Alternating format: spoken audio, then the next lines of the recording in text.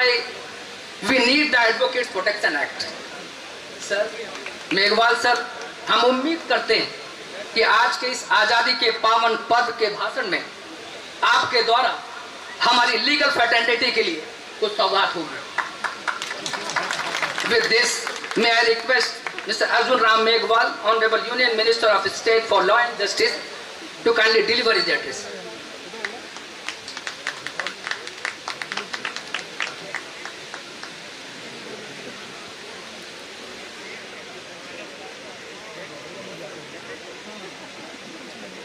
The President and members of Executive Committee of the Supreme Court Bar Association द्वारा आयोजित ये कार्यक्रम और ये स्वतंत्रता दिवस जो हमारा 76वां है, उसके अवसर पर ये कार्यक्रम आयोजित किया गया है। इस अवसर पर उपस्थित भारत के मुख्य न्यायाधीश आदरणीय डी.वाई. चंद्रचूड़ साहब और हमारे वेंकट रमणी जी जो अटॉर्नी जनरल ऑफ इंडिया हैं, हमारे आदिश सिंह अग्रवाल जो प्रेसिडेंट है SCBA के, हमारे वाइस प्रेसिडेंट SCBA के सुकुमार जी और हमारे रोहित पांडे जी। सामने भी बहुत सीनियर जजेस बैठे हैं, कौल साहब से लेकर के बहुत चेहरे जानता हूँ, तुषार मेहता जी भी बैठे हैं। सबको मैं नमस्कार करता हुआ मेरी बात शुरू करता हूँ, क्योंकि कुछ विषय आज यहाँ इस प्रोग्राम में आए हैं। मुझे लगता है कि इस प्रोग्राम की शुरुआत हुई जहाँ डाल डाल पर सोने की चिड़िया करती है बसेरा, वो भारत देश है। तो पांडे जी के लिए जोरदार ताली को बधाई सकते हो। ये इन्होंने कही है और मैं भाषण की समाप्ति पे गा करके सुनाऊंगा एक लाइन, ठीक है? आपको मंजूर है क्या? मंजूर है तो मैं थोड़ा बहुत गाता हूं कभी कभी। आजादी का अमृत महोत्सव, हम 75 साल कैसे चले, कहां तक पहुंचे, हमें मंजिल मिली या नहीं मिली, इसका विश्लेषण करने का अवसर है।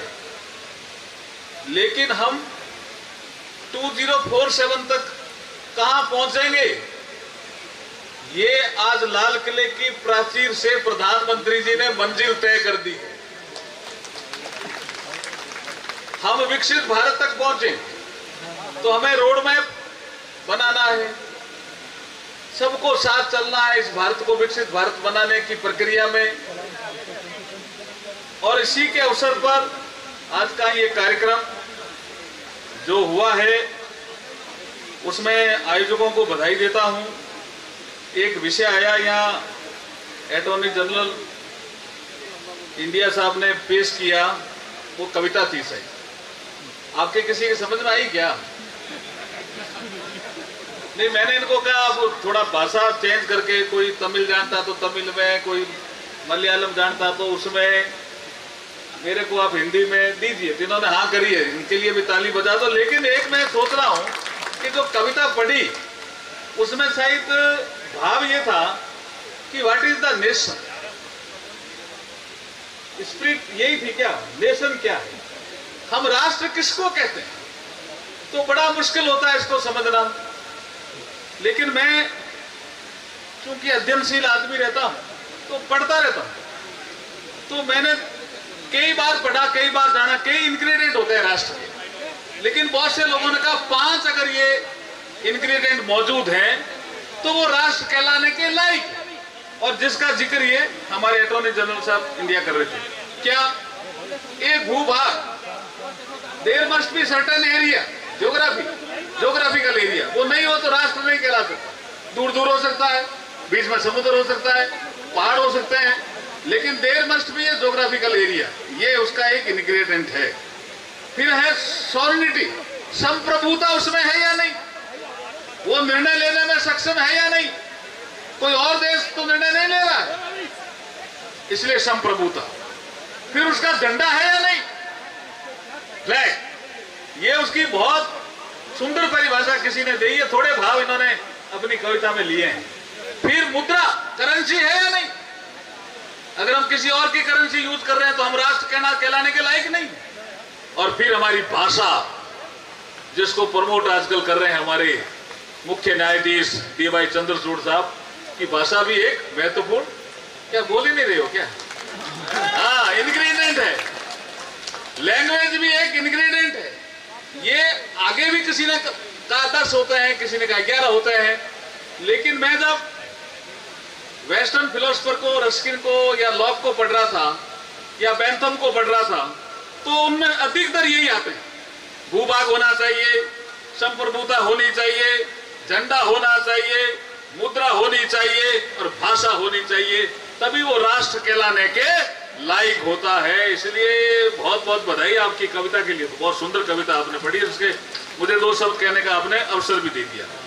एक विषय में रूल ऑफ लॉ का जो कंसेप्ट आया, मुझे जहां तक मुझे जानकारी है, हो सकता है मैं गलत हूं या सही हूं, मैग्ना कार्टा का शायद सेक्शन 35 या शायद 37 5 मैग्ना कार्टा का जो सेक्शन 35 था, उसमें इसका उल्लेख कि आने वाले समय में, ये था 1215 और बहुत आंदोलन के बाद मैग्ना कार्टा पे हस्ताक्षर हुए थे, तो उसमें ये लिखा गया कि आने वाले समय में डेमोक्रेटिक सेटअप की स्थापना की थी मैग्ना कार्टा।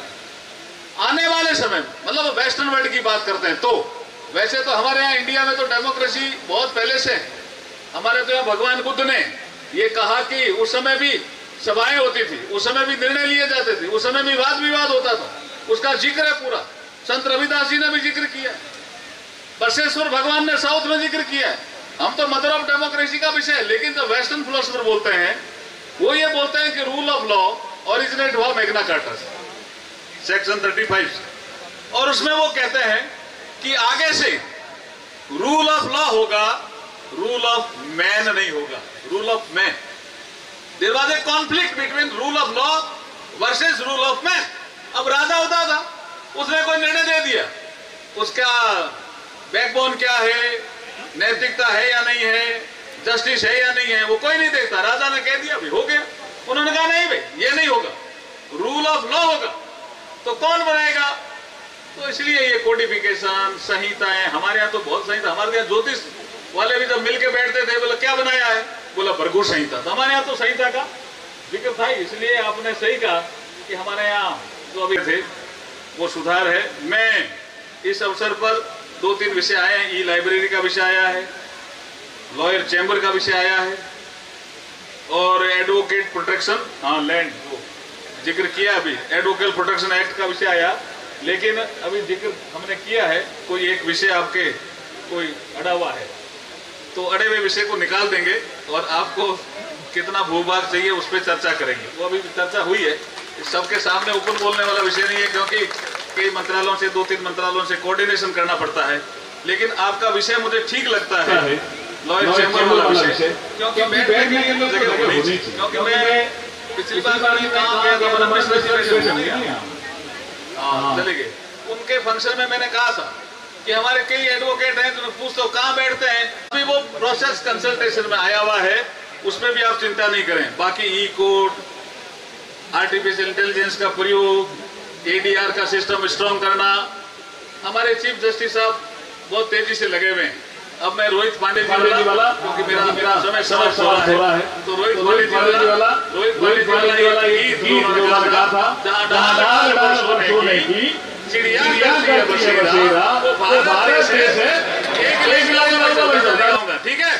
जहाँ डाल डाल पर सोने की चिड़िया करती है बसेरा, वो भारत देश है मेरा, वो भारत देश है मेरा। जहाँ डाल डाल सोने की चिड़िया करती है बसेरा, वो भारत देश है मेरा, वो भारत देश